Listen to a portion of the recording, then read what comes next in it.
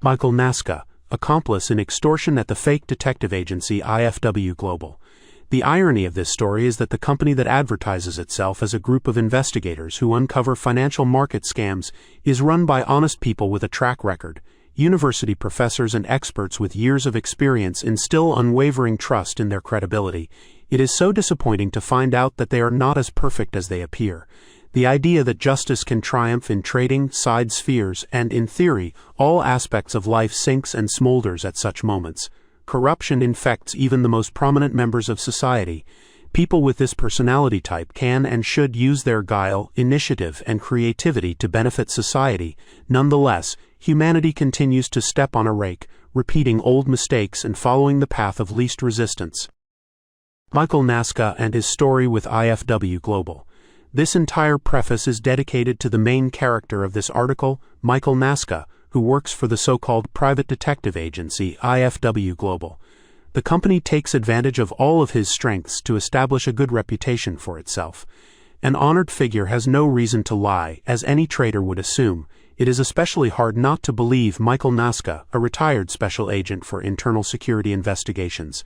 He founded the IFW Global Scam Network in Miami, Florida, USA. The specialist has made significant contributions to the U.S. law enforcement system. He spent 25 years in both criminal and civil litigation.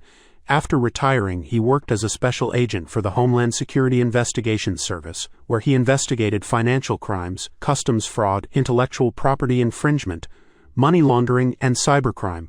Michael Nasca is also an intelligence officer in the United States Navy Reserve, where he served as a young man and led operations Enduring Freedom and Iraqi Freedom. The professional is highly respected not only in his home country, but all over the world. He is called upon to resolve cases involving international criminal organizations. However, this does not imply that he is perfect, and here's why. During his time with Homeland Security, he was assigned to the SHE Attaché office in Manila, Philippines. There he met Ken Gamble and Alan Watson, who are both current IFW Global representatives. They worked together on scam investigations. It should be noted that this time period is critical to the detective agency's current operations. Following that, Ken Gamble actively exploited such advantages in his fraud, attracting media and television attention to his project, conducting podcast interviews and so forth. Everything appears to be well-deserved with nothing to question. However, there is one important detail. Following the wave of hype, Michael Nasca made a fateful decision. He became the CEO of IFW Global. After a long career in the U.S. government, he decided to make some quick money. The company's founders, Ken Gamble and Alan Watson, enlisted the help of a friend to expand the network of their own scam agency. To do so in the United States under the leadership of Michael Nasca means quickly gaining the trust of many, both authorities and clients. That is the problem with IFW Global. The company's crimes are either ignored or overlooked. What exactly is IFW Global doing now? It is critical to understand that these criminals are currently busy creating clone sites in order to avoid the negative comments and barrage of criticism that are already coming their way as a result of their actions. This is unavoidable given the organization's history of defrauding victims of financial scams. Instead of helping and conducting genuine investigations, they have duped poor people and inexperienced businesses by stealing the last of their funds. They try to defend themselves against attacks on their twin portals and issue alleged warnings about detractors.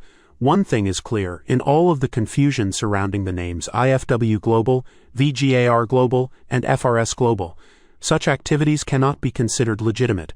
The worst part is that, in addition to the main character of this article, many others are hiding behind this fraudulent company, including Ken Gamble, Alan Watson, and Alana Morushot. They are all working together to promote themselves in the media while also investigating competitors and brokers. They skillfully extort money from innocent people by defaming and slandering their reputations. And if Michael Nasca has not devoted his entire life to fraud, the people mentioned above may already be experts in such cases. Conclusion. The only logical conclusion is that such crimes, even those committed by seemingly honorable members of society, should never be tolerated. False stereotypes and opinions held by experts like Alan Watson, as well as deceptive schemes and fraud, should never be prioritized over critical thinking. Be wary of IFW Global because, given recent events and fraud, you risk losing even more money with these phony investigators rather than recovering stolen funds.